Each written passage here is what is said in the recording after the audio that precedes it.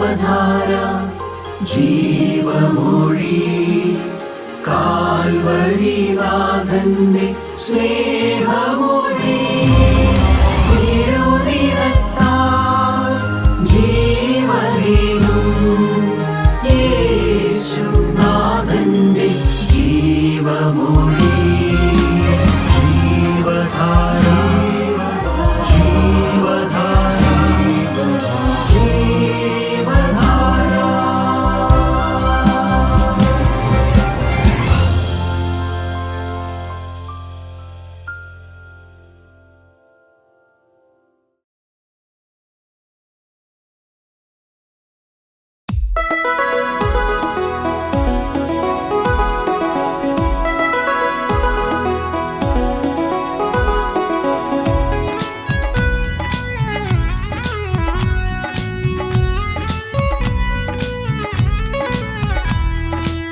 ഞാൻ നിന്നെ സൗഖ്യമാക്കും യഹോവയാണ്, ഞാൻ നിന്നെ സൗഖ്യമാക്കും യഹോവയാണ്, ഞാൻ നിന്നെ സൗഖ്യമാക്കും യഹോവയാണ്, ഞാൻ നിന്നെ സൗഖ്യമാക്കും യഹോവയാണ്.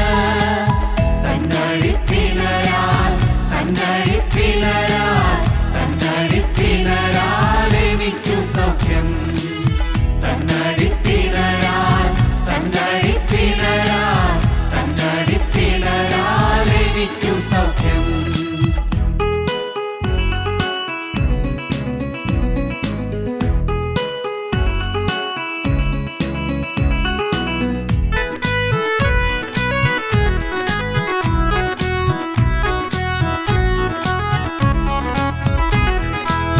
രോഗിക്കു വൈദ്യനൻ യേശുവാണല്ലോ, പാപിക്കു രക്ഷകനൻ യേശുവാണല്ലോ. രോഗിക്കു വൈദ്യനൻ യേശുവാണല്ലോ, പാപിക്കു രക്ഷകനൻ യേശുവാണല്ലോ. നീ എന്റെ വൈദ്യൻ, നീ എന്റെ ഔഷധം, നീ എന്റെ വൈദ്യൻ, നീ എന്റെ ഔഷധം, നീ എന്റെ എല്ലാമാണല്ലോ. നീ എന്റെ വൈദ്യൻ, നീ എന്റെ ഔഷധം, നീ എന്റെ വൈദ്യൻ, നീ എന്റെ ഔഷധം, നീ എന്റെ എല്ലാമാണല്ലോ. ഞാൻ നിന്നെ സൗഖ്യമാക്കും യഹോവയാണ്, ഞാൻ നിന്നെ സൗഖ്യമാക്കും യഹോവയാണ്, ഞാൻ നിന്നെ സൗഖ്യമാക്കും യഹോവയാണ്, ഞാൻ നിന്നെ സൗഖ്യമാക്കും യഹോവയാണ്. തന്നഴിപ്പിണരാൽ തന്നഴിപ്പിണരാൽ തന്നഴിപ്പിണരാൽ എനിക്കു സൗഖ്യം, തന്നഴിപ്പിണരാൽ തന്നഴിപ്പിണരാൽ തന്നഴിപ്പിണരാൽ എനിക്കു സൗഖ്യം.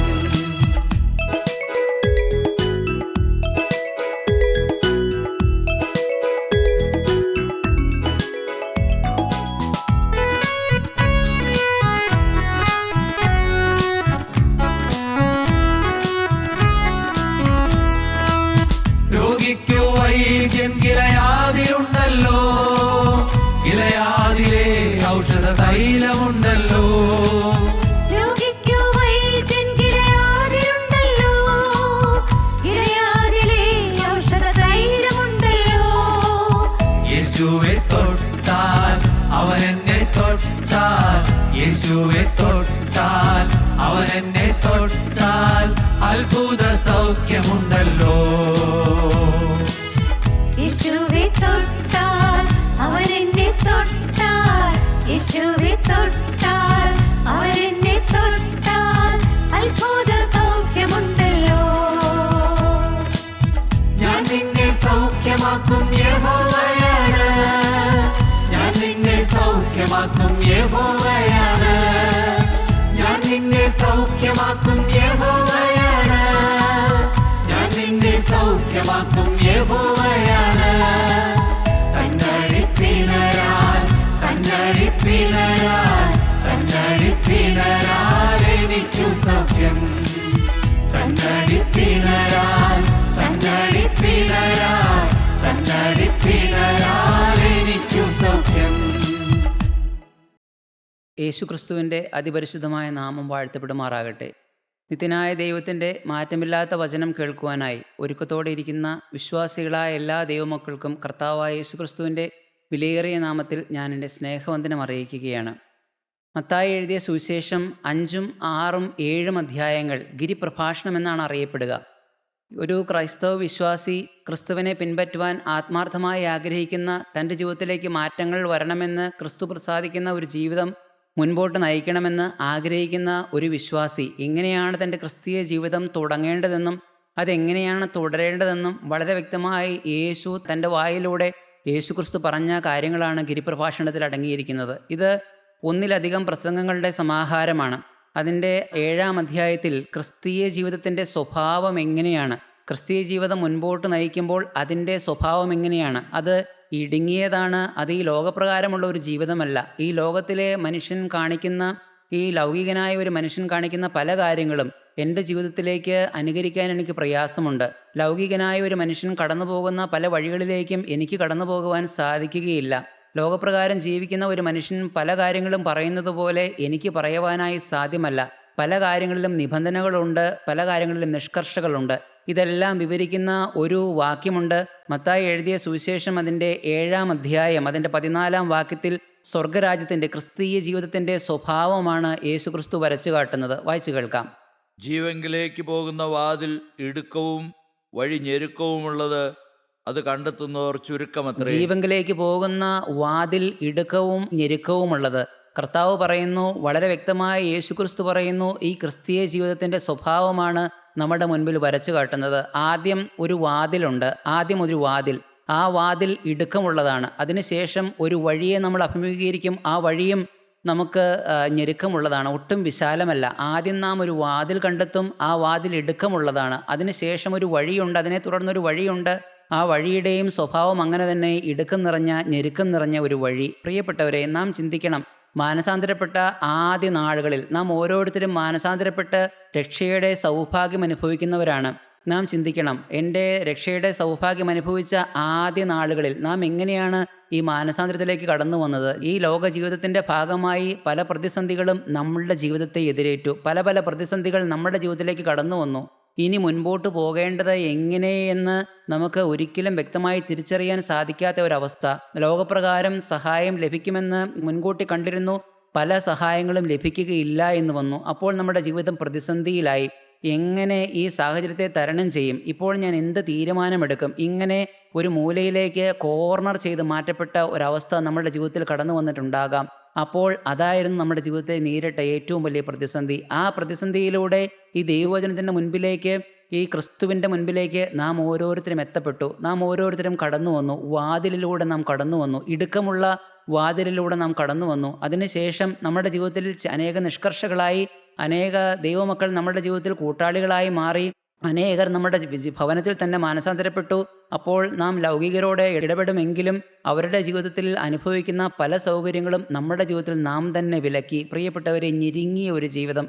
അനേക കാര്യങ്ങളിൽ നമ്മുടെ ജീവിതത്തിൽ ഞെരുക്കം വന്നു. അനേക ജീവിതങ്ങൾ ലോകപ്രകാരമാണെങ്കിലും പല കാര്യങ്ങൾക്കും നമ്മുടെ ജീവിതത്തിൽ ഞെരുക്കം വന്നു. പ്രിയപ്പെട്ടവരെ, ആദ്യം ഒരു ഇടുക്കമുള്ള ഒരു വാതിൽ, പിന്നെ ഞെരുക്കമുള്ള ഒരു വഴി. പക്ഷേ നാം ഏവരും ചിന്തിച്ചിരിക്കേണ്ട, നാം ആത്മീയ ജീവിതം മുൻപോട്ട് നയിക്കുമ്പോൾ ഓർത്തിരിക്കേണ്ട ഒരു വലിയ മർമ്മമുണ്ട്. അനേകരും ചിന്തിക്കും, ഈ വാതിൽ ഒരിക്കലേ ഉള്ളൂ, ഈ വഴി ഒരിക്കലേ ഉള്ളൂ, ഈ ഇടുക്കമുള്ള വാതിൽ എൻ്റെ ജീവിതത്തിൽ ഒരിക്കൽ കടന്നാൽ മതി, പിന്നീട് ഈ ഒരിക്കലും ഇടുക്കമുള്ള വാതിൽ എൻ്റെ ജീവിതത്തിലേക്ക് കടന്നു വരികയില്ല എന്ന് അനേകരും വൃഥാവിൽ ചിന്തിക്കാറുണ്ട്. പക്ഷേ പ്രിയപ്പെട്ടവരെ, ഈ വാതിലും ഈ വഴിയും, ഈ ഇടുക്കമുള്ള വാതിലും ഈ ഞെരുക്കമുള്ള വഴിയും വീണ്ടും വീണ്ടും ആവർത്തിച്ച് എൻ്റെ ജീവിതത്തിലേക്ക് കടന്നു വരും. ക്രിസ്തുവിനെ യഥാർത്ഥമായി പിൻപറ്റുവാൻ ആഗ്രഹിക്കുന്ന ഒരു ക്രിസ്തു വിശ്വാസിയുടെ ജീവിതത്തിലേക്ക് വീണ്ടും വീണ്ടും ആവർത്തിച്ച് ഈ ഇടുക്കത്തിൻ്റെ വാതിലും ഞെരുക്കത്തിൻ്റെ വഴിയും കടന്നു വരും. പ്രിയപ്പെട്ടവരെ, അപ്പോഴെല്ലാം നാം ചിന്തിക്കാറുണ്ടോ എങ്ങനെ ഇതിനെ തരണം ചെയ്യുമെന്ന്? അപ്പോൾ നാം വിശ്വാസം ഇട്ടിട്ട് മുൻപോട്ട് പോവുകയാണോ? എന്നും ഈ ഞെരുക്കമാണല്ലോ, എന്നും ഈ ഇടുക്കമാണല്ലോ എന്ന് കരുതി മുൻപോട്ട് നാം ഇട്ടിട്ട് പോവുകയാണോ? പ്രിയപ്പെട്ടവരെ, മാനസാന്തരത്തിൻ്റെ ആദ്യ നാളുകളിൽ നാം ഒന്ന് ചിന്തിച്ചു നോക്കിക്കേ. ആദ്യം ചിന്തിക്കുമ്പോൾ എന്തിൻ്റെ അടിസ്ഥാനത്തിലായിരുന്നു നമ്മുടെ ജീവിതത്തെ ക്രമീകരിച്ചു കൊണ്ടിരുന്നത്? മാനസാന്തരപ്പെട്ട ആദ്യ നാളുകളിൽ ശരിയും തെറ്റുമായിരുന്നു നമ്മുടെ ജീവിതത്തിൻ്റെ പ്രമാണം. ശരി ഏത്, തെറ്റേത്? നമ്മുടെ ജീവിതത്തിലേക്ക് ഒരു കാര്യം കേൾക്കുന്നു, ആ കാര്യം കേൾക്കുമ്പോൾ നമ്മൾ ശരിയാണോ തെറ്റാണോ എന്ന് ചിന്തിക്കും. ഒരു കാര്യം ചെയ്യാൻ നമ്മളോടൊരു വ്യക്തി ആവശ്യപ്പെടുന്നു, അത് ശരിയാണോ തെറ്റാണോ എന്ന് നമ്മുടെ മനസ്സിലിട്ട് നാം ഒന്ന് ആലോചിക്കും. അതിനുശേഷം ശരിയുടെ ഭാഗം നാം തിരഞ്ഞെടുക്കും. തെറ്റിലേക്കൊന്നും നാം പോയിട്ടില്ല. അന്ന് ശരിയും തെറ്റുമായിരുന്നു നമ്മളുടെ ജീവിത ക്രമീകരണത്തിൻ്റെ അടിസ്ഥാനം. പക്ഷേ ഇന്ന് നാം ഒന്ന് ചിന്തിച്ചു നോക്കിക്കേ, നാളുകളായി മാനസാന്തരപ്പെട്ടിട്ട് ഇന്നും ആ ശരിയും തെറ്റുമാണോ നമ്മുടെ ജീവിതത്തെ മുൻപോട്ട് നയിക്കുന്നത്? ആ ശരിയുടെയും അന്ന് മാനസാന്തരപ്പെട്ട നാളുകളിൽ ഉണ്ടായിരുന്ന ശരിയുടെ അതേ നിലവാരം തന്നെയാണോ ഇന്നും എൻ്റെ ജീവിതത്തിൽ ഞാൻ കൊടുക്കുന്ന ശരിയുടെ നിലവാരം? മാനസാന്തരപ്പെട്ട നാളുകളിൽ തെറ്റ് എന്ന് ഞാൻ മുദ്ര കുത്തിയിരുന്ന പല കാര്യങ്ങളും അതേ നിലവാരത്തിലുള്ളത് തന്നെയാണോ ഇന്നും ഞാൻ തെറ്റ് എന്ന് മുദ്ര കുത്തുന്നത്? പ്രിയപ്പെട്ടവരെ, നാം ചിന്തിച്ചു നോക്കണം. അതോ നമ്മുടെ ജീവിതത്തിൻ്റെ ആത്മീയ നിലവാരം ഉയർന്നോ? നമ്മുടെ ആത്മീയത്തിൻ്റെ നിലവാരം മുൻപോട്ടാണോ നിൽക്കുന്നത്? നാം ഓരോരുത്തരും ചിന്തിക്കണം. പ്രിയപ്പെട്ടവരെ, എങ്ങനെയുള്ള മാറ്റമാണ് ക്രിസ്തു നമ്മളിലൂടെ ഉദ്ദേശിക്കുന്നത്? ക്രിസ്തു വളരെ വ്യക്തമായി പറയുന്നു, മാനസാന്തരപ്പെട്ട ആദ്യ നാളുകളിൽ നിങ്ങൾ ശരിയുടെയും തെറ്റിൻ്റെയും അടിസ്ഥാനത്തിൽ നിങ്ങൾ കാര്യങ്ങൾ വിവക്ഷിച്ചു വരുന്നു. നിങ്ങൾ അതിൻ്റെ അടിസ്ഥാനത്തിൽ നിങ്ങൾ തീരുമാനമെടുക്കുന്നു. പക്ഷേ മുൻപോട്ട് നിങ്ങൾ ജീവിതം നയിക്കുമ്പോൾ നിങ്ങളുടെ ജീവിതത്തിലേക്ക് നിങ്ങളുടെ ഹൃദയത്തിൽ നിന്ന് സംസാരിക്കണം. ഹൃദയത്തിൽ നിന്ന് രക്ഷയുടെ പ്രമാണം സംസാരിക്കുന്ന ഒരു അനുഭവം നിങ്ങൾ പ്രാപിക്കണം. അതിനാണ് ജീവൻ്റെ പ്രമാണം എന്ന് പറയുന്നത്. പ്രിയപ്പെട്ടവരെ, കൃപയുടെ പ്രമാണം, ശരിയുടെയും തെറ്റിൻ്റെയും ആ ശരിതെറ്റുകളിൽ നിന്ന് നാം കൃപയുടെ പ്രമാണത്തിലേക്ക്, ജീവൻ്റെ പ്രമാണത്തിലേക്ക് മാറി ചവിട്ടണം. അങ്ങനെയാണ് നമ്മുടെ ആത്മീയ ജീവിതം മുൻപോട്ട് ഉയർന്നു വരുന്നത്. പ്രിയപ്പെട്ടവർ, എവിടെയാണ് ഈ ജീവൻ്റെ പ്രമാണം എഴുതപ്പെട്ടിരിക്കുന്നത്? എവിടെയാണ് ഈ കൃപയുടെ പ്രമാണം എഴുതപ്പെട്ടിരിക്കുന്നത്? ഒരു പുസ്തകത്തിലാണോ? അല്ല. അത് ഏതെങ്കിലും പുറമേ നിന്നുള്ള ഒരു ആത്മീയൻ മനുഷ്യൻ, നമ്മളെ ഉപദേശിക്കുന്ന, നമ്മളെ വഴി നടത്തുന്ന കൂട്ടായ്മയിലുള്ള ഒരു മുതിർന്ന വ്യക്തി നമ്മളോട് പറഞ്ഞു തന്നിട്ട് വേണമോ ഈ കൃപയുടെ പ്രമാണം നമുക്ക് മനസ്സിലാക്കുവാൻ? വളരെ വ്യക്തമായിട്ട് തിരുവചനം നമ്മെ പഠിപ്പിക്കുന്നുണ്ട് എവിടെയാണ് ഈ ജീവൻ്റെ പ്രമാണം എഴുതി വെച്ചിരിക്കുന്നത് എന്ന്. അത് യിരെമ്യാ പ്രവാചകന്റെ പുസ്തകം 31 അധ്യായം അതിൻ്റെ 33 വാക്യത്തിൽ വളരെ വ്യക്തമായി കാര്യങ്ങൾ പറഞ്ഞിരിക്കുന്നു. എവിടെയാണ് ഈ കൃപയുടെ പ്രമാണം എഴുതി വെച്ചിരിക്കുന്നത് എന്ന് നമുക്ക് വായിച്ചു കേൾക്കാം. എന്നാൽ ഈ കാലം കഴിഞ്ഞ ശേഷം ഞാൻ ഇസ്രായേൽ ഗൃഹത്തോട് ചെയ്യുവാനിരിക്കുന്ന നിയമം ഇങ്ങനെയാകുന്നു: ഞാൻ എൻ്റെ ന്യായപ്രമാണം അവരുടെ ഉള്ളിലാക്കി അവരുടെ ഹൃദയങ്ങളിൽ എഴുതും. പ്രിയപ്പെട്ടവരെ, ഈ പ്രമാണം എഴുതിയിരിക്കുന്നത് നമ്മളുടെ ഓരോരുത്തരുടെയും ഹൃദയത്തിലാണ്. ഈ വചനം കേട്ടുകൊണ്ടിരിക്കുമ്പോൾ നാം നമ്മളോട് തന്നെ ചോദിക്കണം, എൻ്റെ ഹൃദയത്തിൽ ഈ പ്രമാണം എഴുതപ്പെട്ട് കിട്ടിയോ? അതോ ഞാനിപ്പോഴും ജീവിക്കുന്നത് ശരിയുടെയും തെറ്റിൻ്റെയും അടിസ്ഥാനത്തിലാണോ? മാനസാന്തരത്തിൻ്റെ ആദ്യ നാളുകളിൽ ഞാൻ തീരുമാനങ്ങൾ എടുക്കുന്ന അതേ നിലവാരത്തിൽ തന്നെയാണോ ഇന്ന് നാം തീരുമാനമെടുക്കുന്നത്? അതോ ഒരു പ്രതിസന്ധി എൻ്റെ ജീവിതത്തിലേക്ക് വരുമ്പോൾ, തീരുമാനമെടുക്കേണ്ട ഒരു സാഹചര്യം എൻ്റെ ജീവിതത്തിലേക്ക് വരുമ്പോൾ, പ്രിയപ്പെട്ടവരെ, എൻ്റെ ഹൃദയം സംസാരിക്കുന്നുണ്ടോ? ഈ വഴിയെ നീ പോകണ്ട, ഈ വ്യക്തിയോട് നീ ഇപ്പോൾ സംസാരിക്കണ്ട, നിന്റെ നിരപരാധിത്വം ഇപ്പോൾ നീ ആരുടെയും മുൻപിൽ തുറന്നു കാട്ടണ്ട, നീ ശാന്തനായി ഇരുന്നാൽ മതി, പോകേണ്ട വഴിയെ ഞാൻ നിനക്ക് കാണിച്ചു തന്നുകൊള്ളാമെന്ന് നിത്യനായ യേശുക്രിസ്തു, കാൽവറിയിൽ നമുക്ക് വേണ്ടി ബലിയായ യേശുക്രിസ്തു, നമ്മുടെ രക്ഷിതാവായ യേശുക്രിസ്തു, നമ്മുടെ ഏറ്റവും അടുത്ത കൂട്ടുകാരനായ യേശുക്രിസ്തു നമ്മുടെ ഹൃദയത്തിലിരുന്ന് സംസാരിക്കുന്നുണ്ടോ? ജീവൻ്റെ പ്രമാണം, കൃപയുടെ പ്രമാണം നിങ്ങളുടെ ഹൃദയത്തിൽ എഴുതപ്പെട്ട് കിട്ടിയോ? എന്താണ് പ്രിയപ്പെട്ടവരെ ഈ കൃപയുടെ പ്രമാണം എഴുതപ്പെട്ട് കിട്ടിയ ഒരു വ്യക്തിയുടെ ലക്ഷണം? ആ വ്യക്തി മുൻപോട്ട് ജീവിക്കുമ്പോൾ അവൻ്റെ മുഖത്ത് സൗമ്യത കാണും, അവൻ്റെ മുഖത്ത് സന്തോഷം കാണും. ലോകത്തിലെ ഏതെങ്കിലും നേട്ടം കിട്ടിയതുകൊണ്ടോ അംഗീകാരം കിട്ടിയതുകൊണ്ടോ ഈ കൂട്ടായ്മയിലുള്ള ഒരു വ്യക്തികൾ തന്നെ നമ്മളെ പ്രശംസിച്ചതുകൊണ്ടോ ഒക്കെയാണോ അവൻ്റെ മുഖത്ത് സന്തോഷം കണ്ടുമുട്ടുക? അവൻ്റെ മുഖത്ത് ഇതൊന്നുമില്ലെങ്കിലും ഇതൊന്നുമല്ലെങ്കിലും അവനൊന്നുമായില്ലെങ്കിലും അവൻ്റെ മുഖത്തൊരു സന്തോഷമുണ്ട്. എന്തുകൊണ്ടാണെന്നറിയാമോ? ആ സന്തോഷമുള്ളത് അവൻ്റെ ജീവിതത്തിൽ, ഹൃദയത്തിൽ പ്രമാണം വരച്ചു കിട്ടി. പ്രിയപ്പെട്ടവരെ, നമുക്ക് വായിച്ചു കേൾക്കാം ഹൃദയത്തിൽ പ്രമാണം വരച്ചു കിട്ടിയവരുടെ ഒരു ലക്ഷണം. അത് യെശയ്യാ പ്രവാചകന്റെ പുസ്തകത്തിലാണ്. അതിൻ്റെ 11 അധ്യായം 2-3 വാക്യങ്ങൾ വായിക്കുമ്പോൾ നമുക്ക് മനസ്സിലാകും എന്താണ് ഹൃദയത്തിൽ പ്രമാണം എഴുതിയവരുടെ ലക്ഷണമെന്ന്. അവൻ്റെ മേൽ യഹോവയുടെ ആത്മാവ് ആവസിക്കും, ജ്ഞാനത്തിൻ്റെയും വിവേകത്തിൻ്റെയും ആത്മാവ്, ആലോചനയുടെയും ബലത്തിൻ്റെയും ആത്മാവ്, പരിജ്ഞാനത്തിൻ്റെയും യഹോവാഭക്തിയുടെയും ആത്മാവ് തന്നെ. അവൻ്റെ പ്രമോദം യഹോവാഭക്തിയിലായിരിക്കും. അവൻ്റെ പ്രമോദം യഹോവാഭക്തിയിലായിരിക്കും. വേറെ ഒന്നും നോക്കണ്ട. ഈ ലോകത്തിലൂടെ ആഡംബരങ്ങളിലേക്കോ, ഈ ലോകത്തിലെ സൗകര്യങ്ങളിലേക്കോ, ഈ ലോകത്തിലെ പിറുപിറുപ്പുകളിലേക്കോ, ഇല്ലായ്മകളിലേക്കോ ഒന്നും നോക്കി അവൻ്റെ ഹൃദയം സന്തോഷിക്കുന്നുമില്ല, അവൻ്റെ ഹൃദയം നിരാശപ്പെടുന്നുമില്ല. അവൻ്റെ ഹൃദയത്തിൽ പിറുപിറുപ്പുമില്ല. അത്യധികമായി അവൻ്റെ ഹൃദയത്തിൽ നിന്ന്, അവൻ്റെ വായിൽ നിന്ന് സന്തോഷത്തിൻ്റെ വാക്കുകൾ വരുന്നുമില്ല. അവൻ എല്ലാത്തിനോടും ഒരു നിർമ്മമത്വം പാലിച്ച് യഹോവ ഭക്തിയിൽ അവൻ്റെ ഹൃദയം മുഴുകിയിരിക്കും. പ്രിയപ്പെട്ടവരെ, ഈ വാക്ക് കേൾക്കുമ്പോൾ നിങ്ങളുടെ ജീവിതത്തോട് ചേർത്ത് നിങ്ങൾ ചിന്തിക്കണം, എൻ്റെ ഇപ്പോഴത്തെ അവസ്ഥ എന്താണ്? എൻ്റെ ഹൃദയത്തിൻ്റെ അവസ്ഥ എന്താണ്? ഞാൻ ഏതെല്ലാം കാര്യങ്ങളിലാണ് സന്തോഷിക്കുന്നത്? ഞാൻ ഏതെല്ലാം കാര്യങ്ങളിലാണ് ബുദ്ധിമുട്ടുന്നത്? ഞാൻ ഏതെല്ലാം കാര്യങ്ങളിലാണ് പിറുപിറുക്കുന്നത്? ഞാൻ ഏതെല്ലാം കാര്യങ്ങളിലാണ് പ്രിയപ്പെട്ടവരെ, നിർമ്മമത്വം പാലിച്ച് മുൻപോട്ട് പോകുന്നത് നാം ചിന്തിക്കണം. യഹോവ ഭക്തിയിൽ മുഴുകിയിരിക്കുന്ന ഒരു ഹൃദയം, അതാണ് ഹൃദയത്തിൽ പ്രമാണം എഴുതപ്പെട്ട് കിട്ടിയ ഒരു ദൈവവചനയുടെ ലക്ഷണം. പ്രിയപ്പെട്ടവരെ, പുതിയ നിയമത്തിലേക്ക് കടന്നു വരുമ്പോൾ അപ്പോസ്തലനായ പൗലോസിൻ്റെ ജീവിതത്തിൽ ഈ ഹൃദയത്തിൽ പ്രമാണം എഴുതപ്പെട്ട് കിട്ടി. അതിനുശേഷം അവനെ ആരാണ് വഴി നടത്തുന്നത്? ഈ ഹൃദയത്തിൽ പ്രമാണം ഹൃദയത്തിൽ നിന്ന് സംസാരിക്കുകയാണ്. നിത്യനായ യേശുക്രിസ്തു, നിത്യനായ ദൈവം ഹൃദയത്തിൽ നിന്ന് സംസാരിക്കുകയാണ്. ഇതിലെയാണ് വഴി. ഈ വഴിയെ നീ നടന്നുകൊള്ളുക. നീ വേറെ ആരോടും ചിന്തിക്കേണ്ട. ലോകപ്രകാരം നിനക്ക് ഈ വഴിയെ നടക്കുവാൻ, മറ്റു വഴിയെ പോകുവാൻ നിനക്ക് ഒരു ടെൻഡൻസി, നിൻ്റെ ജീവിതത്തിലേക്ക് ഒരു സാധ്യതകൾ തെളിഞ്ഞു വന്നേക്കാം. പ്രിയപ്പെട്ടവരെ, പഠിക്കേണ്ട കോഴ്സ് തിരഞ്ഞെടുക്കുമ്പോൾ ആരോടും അനുവാദം നമ്മൾ ചോദിക്കേണ്ട കാര്യമില്ല. നമ്മുടെ ഹൃദയത്തിൽ നിന്ന് വ്യക്തമായ ക്രിസ്തുവിന് ജീവിതം സമർപ്പിച്ച ഒരു ദൈവവൈതലിൻ്റെ മുൻപിലേക്ക് ഈ ക്രിസ്തു തന്നെ സാഹചര്യങ്ങളെ തെളിയിപ്പിച്ചു തരും. പ്രിയപ്പെട്ടവരെ, ആരോടും ചോദിക്കേണ്ട എന്നല്ല അതിൻ്റെ അർത്ഥം. ചോദിച്ചാലും ചോദിച്ചില്ലെങ്കിലും യേശു ക്രിസ്തു അവനെ വഴി നടത്തുന്ന ഒരു അനുഭവം അവർ അനുഭവിക്കാം. പ്രിയപ്പെട്ടവരെ, പൗലോസിൻ്റെ ജീവിതത്തിൽ എന്താണ് സംഭവിച്ചത്? അപ്പോസ്തല പ്രവൃത്തികൾ അതിൻ്റെ 16-ാം അധ്യായം 6-7 വാക്യങ്ങൾ. അവർ ആസ്യയിൽ വചനം പ്രസംഗിക്കരുതെന്ന് പരിശുദ്ധാത്മാവ് വിലക്കിയാൽ ഫുഗ്യയിലും ഗലാത്യദേശത്തിലും കൂടി സഞ്ചരിച്ചു. മുസ്യയിലെത്തി ബിഥുന്യയ്ക്ക് പോകുവാൻ ശ്രമിച്ചു. യേശുവിൻ്റെ ആത്മാവോ അവരെ സമ്മതിച്ചില്ല. മതി. അപ്പോസ്തല പ്രവൃത്തികൾ 16-ാം അധ്യായത്തിൻ്റെ ആദ്യ ഭാഗത്ത് തിമോത്തിയോസിനെ തിരഞ്ഞെടുക്കുകയാണ്. തിമോത്തിയോസിൻ്റെ തിരഞ്ഞെടുപ്പ്. അതിനുശേഷം ഈ തിമോത്തിയോസും തൻ്റെ പ്രിയശിഷ്യനായ തിമോത്തിയോസിനോട് ഒത്തൊരുമിച്ച് പൗലോസ് വേല ചെയ്യുവാനായിട്ട് ആരംഭിക്കുകയാണ്. അപ്പോൾ ആദ്യമായി ആസിക്ക് പോകാമെന്ന് വിചാരിച്ചു. ദൈവത്തിൻ്റെ ആത്മാവ് അവരെ തടുക്കുന്നു. ലോകപ്രകാരം വഴി ആസിക്ക് പോകാനാണ്. ലോകപ്രകാരം കിട്ടുന്ന ഉപദേശം ആസിയിലേക്ക് പോകാമെന്നാണ്. പക്ഷേ ദൈവത്തിൻ്റെ ആത്മാവ് പുറമേ നിന്നൊരു വ്യക്തിയിലൂടെയല്ല, ഒരു പുസ്തകത്തിലൂടെയല്ല. ദൈവത്തിൻ്റെ ആത്മാവ് അവനോട് സംസാരിക്കുകയാണ്. അവൻ്റെ ഹൃദയത്തിൽ നിറഞ്ഞിരിക്കുന്ന യേശുവിൻ്റെ ആത്മാവ് ആസിക്ക് പോകണ്ട, എന്നാൽ പിന്നെ ശരി, ബിഥുന്യയ്ക്ക് പോകാം. അപ്പോഴും യേശുവിൻ്റെ ആത്മാവിനെ തടുക്കുകയാണ്. പ്രിയപ്പെട്ടവരെ, നാം ഓരോരുത്തരും ചിന്തിക്കണം.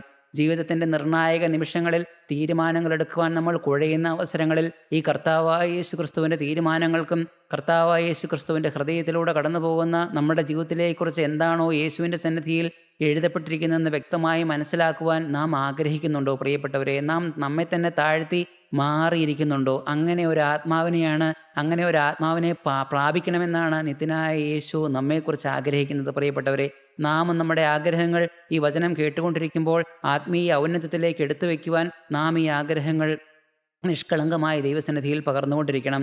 ദാവീദ് പ്രാർത്ഥിക്കുന്നുണ്ട്. എന്താണെന്നറിയാമോ ദാവീദ് പ്രാർത്ഥിക്കുന്നത്? 51-ാം സങ്കീർത്തനം അതിൻ്റെ 12-ാം വാക്യത്തിലാണ്. എപ്പോഴാണ് 51-ാം സങ്കീർത്തനം എഴുതിയത്? ദാവീദിൻ്റെ ജീവിതത്തിലേക്ക് അലസത എന്ന വലിയ പാപം കടന്നു വന്നു. അവൻ്റെ ജീവിതത്തിലേക്ക് അലസത വന്നു. അവൻ്റെ ജീവിതത്തിലേക്ക് ഒരിക്കലും പേർ പറയാൻ പോലും അറയ്ക്കത്തക്കതായിട്ടുള്ള ഒരു പരസ്ത്രീയുമായിട്ടുള്ള ഒരു ബന്ധം അവൻ്റെ ജീവിതത്തിലേക്ക് കടന്നു വന്നു. പ്രിയപ്പെട്ടവരെ, തന്നിമിത്തം അവൻ്റെ ജീവിതം ദുഃഖത്തിലായി, ദുരിതത്തിലായി. നാളുകൾ പാപബോധമില്ലാതെ ദൈവത്തിൻ്റെ അഭിഷിക്ത തൈലം ഒരിക്കൽ പകർന്നു കിട്ടിയ അഭിഷിക്തൻ രാജ്യം ഭരിച്ചു. ദൈവം, സ്നേഹം മാത്രമായ ദൈവം തൻ്റെ പ്രിയ പ്രവാചകനെ ദാവീദിൻ്റെ അടുക്കലേക്ക് അയച്ചു. അവന് പാപബോധം കിട്ടി. ആ നിമിഷം അവൻ താഴ്ന്നിരുന്നു. താഴ്മ അവന് ധരിച്ചു. അവൻ ദൈവസന്നിധിയിൽ നോക്കിയിരുന്നവൻ്റെ പാപങ്ങളെ കണ്ടുപിടിച്ചു. പ്രിയപ്പെട്ടവരെ, അവൻ പെട്ടെന്ന് ഒരുക്കത്തോടെ ഇരുന്ന് മാറിയിരുന്ന് പ്രാർത്ഥിക്കുമ്പോൾ രചിച്ചതാണ് 51-ാം സങ്കീർത്തനം. നാഥാൻ പ്രവാചകൻ അവൻ്റെ അടുക്കിലേക്ക് വന്നു. പാപബോധം അവന് കിട്ടി. അവൻ താഴ്ന്നിരുന്നു. ദൈവരാജ്യത്തിൻ്റെ മർമ്മങ്ങളെ അവന് മനസ്സിലായി. അവൻ ചമച്ചതാണ്, ആ ഇരിപ്പിൽ അവൻ ചമച്ചതാണ് 51-ാം സങ്കീർത്തനം. അതിൻ്റെ 12-ാം വാക്യത്തിൽ ദാവീദ് പ്രാർത്ഥിക്കുന്നുണ്ട്. ദാവീദ് എന്താണ് പ്രാർത്ഥിക്കുന്നത്? നമുക്ക് വായിച്ചു കേൾക്കാം. നിന്റെ രക്ഷയുടെ സന്തോഷം എനിക്ക് തിരികെ തരണമേ. മനസ്സൊരുക്കമുള്ള ആത്മാവിനാൽ എന്നെ താങ്ങണമേ. ദാവീദ് വളരെ ഭാവി മുൻകണ്ടുകൊണ്ടാണ് ദാവീദ് പ്രാർത്ഥിക്കുന്നത്.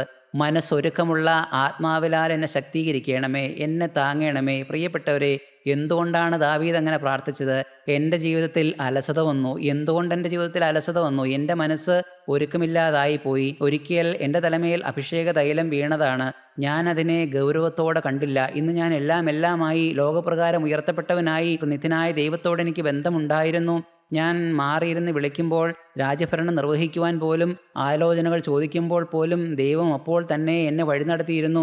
ആരുടെയും ആലോചനകൾക്കും ആരുടെയും ഉപദേശങ്ങൾക്കും ചെവി കൊടുക്കാതെ ദൈവത്തിൻ്റെ ആത്മാവിനെ വഴി നടത്തുന്ന ഒരു അനുഭവം എനിക്കുണ്ടായിരുന്നു. പക്ഷേ പതുക്കെ എൻ്റെ ജീവിതത്തിലേക്ക് അലസത വന്നുപോയി. എൻ്റെ ഹൃദയം ഒരുക്കമില്ലാത്ത അവസ്ഥയിലേക്ക് മാറ്റപ്പെട്ടു പോയി. അതുകൊണ്ട് എൻ്റെ ജീവിതത്തിലേക്ക് ഒരിക്കൽ പോലും ഒരു ദൈവവേദൽ അറയ്ക്കേണ്ടതായിട്ടുള്ള പാപം യാതൊരു കൂസലും കൂടാതെ എൻ്റെ ജീവിതത്തിലേക്ക് കടന്നു വന്നു. ഞാൻ ആ പാപം എൻ്റെ ജീവിതത്തിലേക്ക് കയറാൻ വേണ്ടി ഞാൻ നിന്നുകൊടുത്തു. ദാവീദിന് പാപബോധമുണ്ട്. ദാവീദിന് കുറ്റബോധമുണ്ട്. ദാവീദ് പ്രാർത്ഥിക്കുകയാണ്, ഇനി അങ്ങനെ ഒരു സാഹചര്യം എൻ്റെ ജീവിതത്തിലേക്ക് കടന്നു വരരുത്. മനസ്സൊരുക്കമുള്ള ആത്മാവിനാൽ എന്നെ താങ്ങണമേ, മനസ്സൊരുക്കമുള്ള ആത്മാവിനാൽ എന്നെ ശക്തീകരിക്കണമേ. വീണ്ടും ദാവീദിനറിയാം, എൻ്റെ ജീവിതത്തിൽ മാത്രമല്ല, എൻ്റെ ജീവിതത്തിൽ അലസത കടന്നു വന്നു. പക്ഷേ എനിക്ക് മുൻപുണ്ടായിരുന്ന രാജാവുണ്ടല്ലോ, എൻ്റെ യജമാനനുണ്ടല്ലോ ശൗൽ രാജാവ്. ഈ ശൗൽ രാജാവിൻ്റെ ജീവിതത്തിലേക്ക് കടന്നു വന്നത് അലസതയല്ല, അവൻ്റെ ജീവിതത്തിലേക്ക് അഹങ്കാരമാണ്. സ്വയമെന്നുള്ള അഹങ്കാരം അവൻ്റെ ജീവിതത്തിലേക്ക് കടന്നു വന്നത് ദാവീദിന് നല്ലവണ്ണം അറിയാം. പ്രിയപ്പെട്ടവരെ, തൻ്റെ ജീവിതത്തിലേക്ക് അലസത കടന്നു വന്നു, തൻ്റെ യജമാനൻ്റെ ജീവിതത്തിലേക്ക് അഹങ്കാരം കടന്നു വന്നു, സ്വയം കടന്നു വന്നു, നിഗളം കടന്നു വന്നു. അതുകൊണ്ട് ദാവീദ് പ്രാർത്ഥിക്കുകയാണ്, ഇതൊന്നും എൻ്റെ ജീവിതത്തിലേക്ക് കടന്നു വരരുത്. ഇനി മുൻപോട്ട് ജീവിക്കുമ്പോൾ എൻ്റെ ജീവിതത്തിലേക്ക് അലസത കടന്നു വരാം, എൻ്റെ യജമാനൻ്റെ ജീവിതത്തിലേക്ക് കടന്നു വന്ന അഹങ്കാരം കടന്നു വരാം, നിഗളം വരാം. പക്ഷേ എൻ്റെ ജീവിതത്തെ കർത്താവെ അവിടുന്ന് പുതുക്കി മെനയണം. എൻ്റെ ജീവിതത്തെ ഒരുക്കമുള്ളതായി എപ്പോഴും കാക്കപ്പെടാനുള്ള ഒരു കൃപ എനിക്ക് തരണം. മനസ്സൊരുക്കമുള്ള ആത്മാവിനാൽ എന്നെ താങ്ങണമേ എന്ന് ദാവീദ് താഴ്മ ധരിച്ചുകൊണ്ട് പ്രാർത്ഥിക്കുകയാണ്. പ്രിയപ്പെട്ടവരെ, നമുക്കൊന്ന് വായിക്കാം. ശമൂവേലിൻ്റെ 1-ാം പുസ്തകം, അതിൻ്റെ 9-ാം അധ്യായം 21-ാം വാക്യം.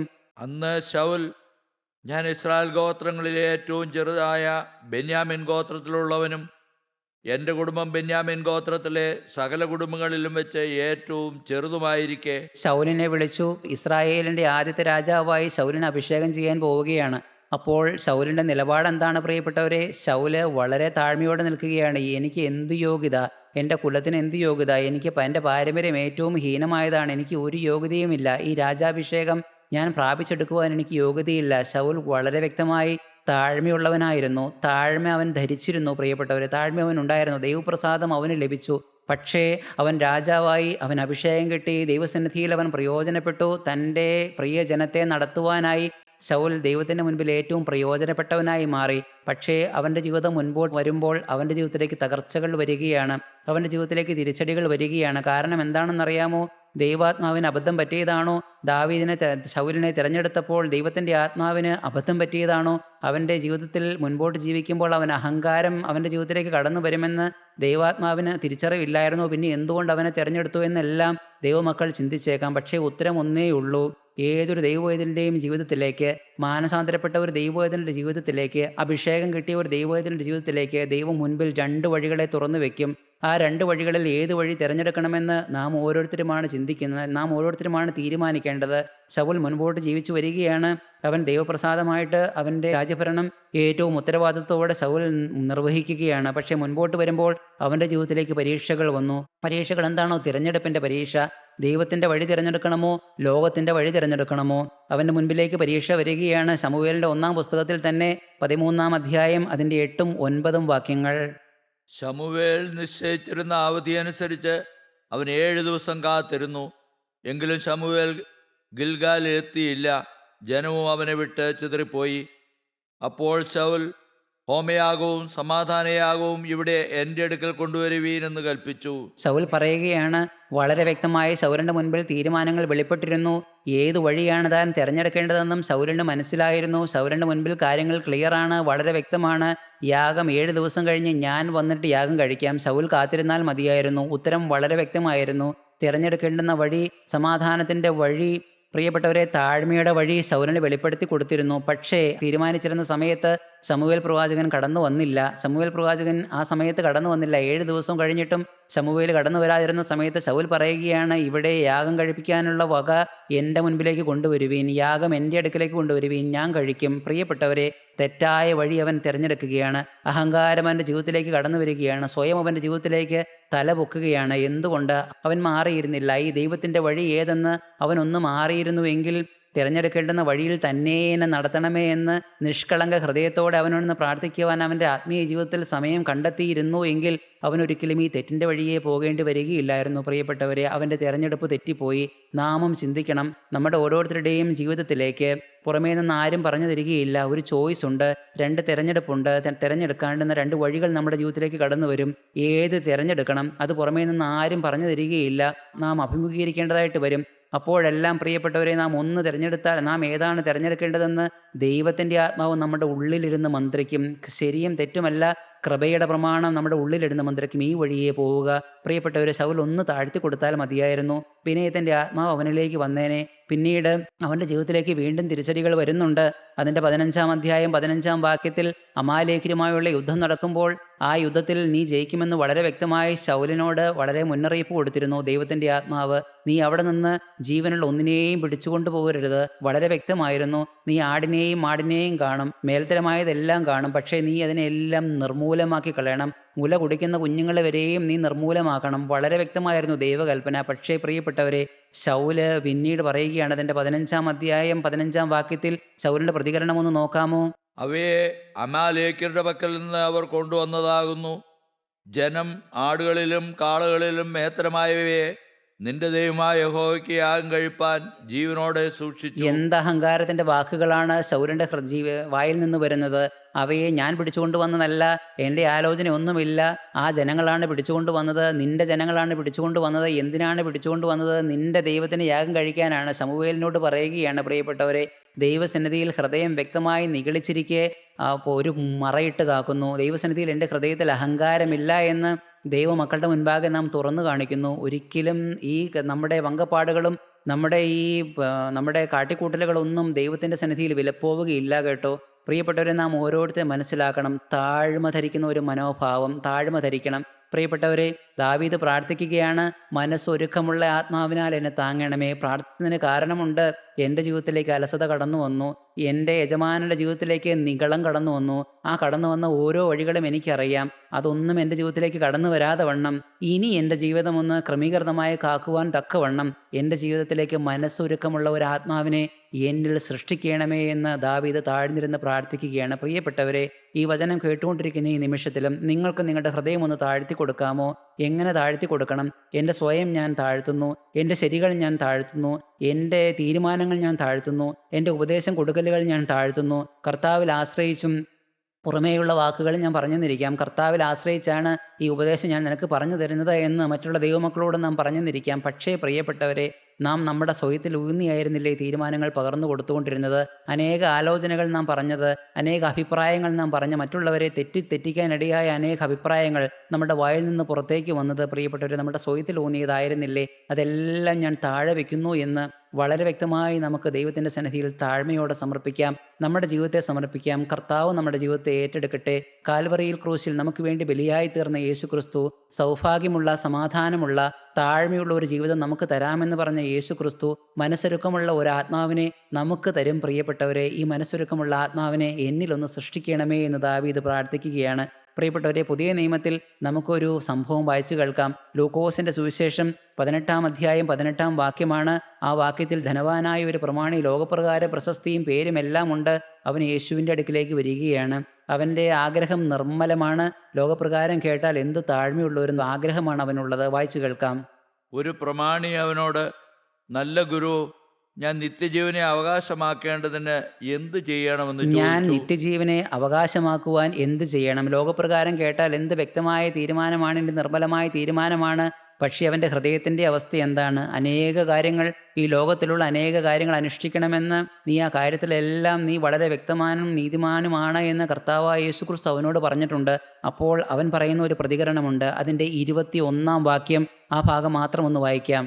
ഇവയൊക്കെയും ഞാൻ ചെറുപ്പം മുതൽ കാത്തുകൊണ്ടിരിക്കുന്നു. ഇതെല്ലാം നീ അനുഷ്ഠിക്കുന്നുണ്ട് എന്ന് യേശു പറഞ്ഞപ്പോൾ അവൻ ഒന്നുകൂടെ അവന് മാർക്ക് കൊടുക്കുകയാണ്. അവൻ തന്നെ അവൻ്റെ ഹൃദയത്തെ അവനൊന്നും ബഹുമാനിച്ച് പറയുകയാണ്, ഇവയൊക്കെയും ഞാൻ അനുഷ്ഠിക്കുന്നുണ്ട്. മാത്രമല്ല കേട്ടോ, ഇവയൊക്കെയും ഞാൻ ചെറുപ്പം മുതലേ അനുഷ്ഠിച്ചു വരുന്നു. പ്രിയപ്പെട്ടവരെ, അവൻ്റെ ഹൃദയം താഴ്ത്താൻ അവന് മനസ്സില്ല. അവൻ്റെ ജീവിതത്തിലേക്ക് മാറ്റം വരുത്താൻ അവൻ ഒരിക്കലും തയ്യാറല്ല. അതുകൊണ്ട് അവൻ നിത്യജീവനിൽ നിന്ന് അകന്നുപോയി. നിത്യജീവൻ സൗജന്യമായി ലഭിക്കേണ്ടിയിരുന്ന നിത്യജീവൻ, അവൻ്റെ ഒരു താഴ്ത്തി കൊടുക്കലുകൾ വഴി അവൻ്റെ ഹൃദയത്തിലേക്ക് ഒഴുകി വരേണ്ടിയിരുന്ന നിത്യജീവിതത്തിൻ്റെ മർമ്മം അവൻ്റെ ജീവിതത്തിലേക്ക് ലഭിക്കാതായി പോയി. പ്രിയപ്പെട്ടവരെ, നാം നമ്മുടെ ജീവിതത്തെ എങ്ങനെ കാണുന്നു? നമ്മുടെ ജീവിതത്തിൽ എന്ത് മാറ്റം വരുത്തുവാൻ ആഗ്രഹിക്കുന്നുണ്ട്? ഇങ്ങനെ പ്രാർത്ഥിച്ച ദാവീദ് 51-ാം സങ്കീർത്തനം അതിൻ്റെ 12-ാം വാക്യത്തിൽ ദാവീദ് പ്രാർത്ഥിച്ചു. ദാവീദിൻ്റെ പ്രാർത്ഥന നാം കേട്ടു. കേട്ടു. മനസ്സൊരുക്കമുള്ള ആത്മാവിനാൽ എന്നെ താങ്ങണമേ. അനുഭവങ്ങളുടെ വെളിച്ചത്തിൽ എൻ്റെ ജീവിതത്തിലേക്ക് ഇങ്ങനെയുള്ള ഒരു അമളി, ഒരബദ്ധം പറ്റരുത് എന്ന് മാറിയിരുന്ന് താഴ്മയോടെ പ്രാർത്ഥിച്ച ദാവീദ് പിന്നീട് തൻ്റെ സമർപ്പണം പുതുക്കുന്നുണ്ട്. എവിടെയാണ് സമർപ്പണം പുതുക്കുന്നത്? 119 സങ്കീർത്തനം അതിൻ്റെ 32 വാക്യത്തിൽ ദാവീദ് തൻ്റെ സമർപ്പണം പറയുകയാണ്. നിന്റെ കൽപ്പനകളുടെ വഴിയിലോടും. ഇന്നെനിക്ക് മനസ്സിലായി, നിന്റെ കൽപ്പനകൾ ഇടുക്കമുള്ളതല്ല. ഈ ഇടുക്കമുള്ള വാതിലും ഈ ഞെരുക്കമുള്ള വഴിയും വീണ്ടും വീണ്ടും എത്ര തവണ ആവർത്തിച്ചു വന്നാലും, പ്രിയപ്പെട്ടവരെ, എൻ്റെ ജീവിതത്തിൽ ഞാൻ തിരിച്ചറിയുന്നു, എന്നെ നടത്തുന്ന ഒരു യേശുവുണ്ട്. ഈ യേശുവുമായിട്ടാകുന്നു എൻ്റെ വ്യാപാരം, എൻ്റെ ഇടപാടുകൾ മുഴുവനും ഈ യേശുവുമായിട്ടാകുന്നു. എപ്പോഴും എൻ്റെ ഉള്ളിൽ കാൽവറി ക്രൂശും കുരിശിൽ തൂങ്ങിയ യേശു ക്രിസ്തുവും, എനിക്ക് വേണ്ടി, എൻ്റെ പാപങ്ങൾക്ക് വേണ്ടി മരിച്ച യേശു ക്രിസ്തു, ആ ചിത്രം എപ്പോഴും എൻ്റെ മുൻപിലുണ്ട്. ആ കാഴ്ചയാണ് എന്നെ മുൻപോട്ട് നടത്തുന്നത്. ദാവീദ് പ്രാർത്ഥിക്കുകയാണ്, ഇന്നു മുതൽ നീ കൽപ്പിക്കുന്ന നിൻ്റെ വഴിയെ ഞാൻ വിശാലമായി ഓടും. പ്രിയപ്പെട്ടവരെ, നമ്മുടെ ഹൃദയത്തെ നമുക്കൊന്ന് താഴ്ത്തി കൊടുക്കാം. നിത്യനായ ദൈവത്തോട് നമ്മുടെ ഹൃദയത്തെ പകരാം. നമ്മുടെ പ്രാർത്ഥനകളെ അവൻ്റെ സന്നിധിയിൽ അർപ്പിക്കാം. നല്ലവനും ഞങ്ങൾ അതിവാത്സല്യമായി സ്നേഹിക്കുന്നവനുമായ സ്വർഗത്തിലെ അപ്പ, ഞങ്ങളെ കേൾപ്പിച്ച തിരുവചനങ്ങൾക്കായി, സ്വർഗരാജ്യത്തിൻ്റെ മർമ്മങ്ങൾക്കായി ഞങ്ങളപ്പനെ സ്തുതിക്കുന്നു. ഞങ്ങളുടെ ഹൃദയത്തെ ഞങ്ങൾ താഴ്ത്തുന്നു. ഞങ്ങളുടെ ഒരു പ്രാർത്ഥന നിൻ്റെ സന്നിധിയിൽ വയ്ക്കുന്നു. ഞങ്ങളുടെ വഴികൾ, ഞങ്ങളുടെ ഈ മുൻപോട്ടുള്ള ജീവിതത്തിലും കടന്നു വരാനിടയുള്ള സാഹചര്യങ്ങളെ, പ്രതിബന്ധങ്ങളെ ഒന്നും ഞങ്ങൾ തിരിച്ചറിയുന്നില്ല. ഞങ്ങളൊന്നു മാത്രം ചെയ്യുന്നു, ഒരു പ്രാർത്ഥന നിൻ്റെ സന്നിധിയിലേക്ക് വയ്ക്കുന്നു. മനസ്സൊരുക്കമുള്ള ആത്മാവിനാൽ എന്നെ ഒന്ന് താങ്ങണമേ. കർത്താവേ, എൻ്റെ ഉള്ളിലേക്ക് കടന്നു വരുവാൻ സാധ്യതയുള്ള അഹങ്കാരമുണ്ട്, അലസതയുണ്ട്. ഇതെല്ലാം സാഹചര്യങ്ങൾ പതുക്കെ പതുക്കെ വരുമ്പോൾ അപ്പോഴെല്ലാം എനിക്കൊന്ന് വിജിലൻ്റ് ആകുവാൻ, നിൻ്റെ കൃപയ്ക്ക് വേണ്ടി ഒന്ന് യാചിക്കുവാനുള്ള കൃപ എന്നിലേക്ക് തകരണമേ. കർത്താവേ, എൻ്റെ ജീവിതം, ശേഷിക്കുന്ന ജീവിതം നിൻ്റെ സന്നിധിയിലേക്ക് ഞാൻ താഴ്ചയായി അർപ്പിക്കുന്നു. ഏറ്റവും താഴ്ത്തി സമർപ്പിക്കുന്നു. സകലമാനവും മഹത്വവും അവിടത്തേക്ക് മാത്രം. യേശു ക്രിസ്തുവിൻ്റെ അതിപരിശുദ്ധമായ നാമത്തിൽ തന്നെ യാചിക്കുന്നു. കൃപയോടെ കേട്ട് തിരുവള്ളം പോലെ മാത്രം ഉത്തരമരുളുമാറാകണമേ. ആമേൻ.